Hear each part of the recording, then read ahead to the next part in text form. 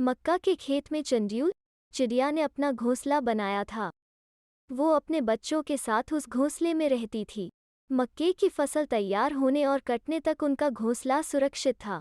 एक दिन चंड्यूल ने अपने बच्चों से कहा, अब फसल तैयार हो गई है और कटने वाली है, इसलिए हमें कहीं और घोंसला बना लेना चाहिए।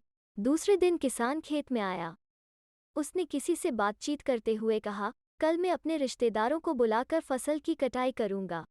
किसान की यह बात चंड्यूल और उसके बच्चों ने सुनी। बच्चों ने कहा, माँ जल्दी कर, कल सूर्य अस्त होने से पहले हमें यह घोंसला छोड़ देना चाहिए। किसान कल फसल की कटाई करने वाला है।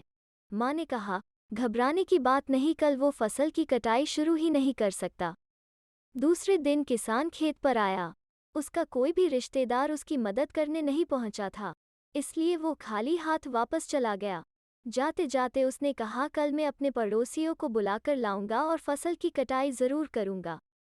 चंडल के बच्चों ने फिर अपनी माँ से कहा, माँ जल्दी कर, अब हमें घोंसला छोड़ देना चाहिए। पर माँ ने जवाब दिया, रुको, अभी घोंसला छोड़ने की जरूरत नहीं है।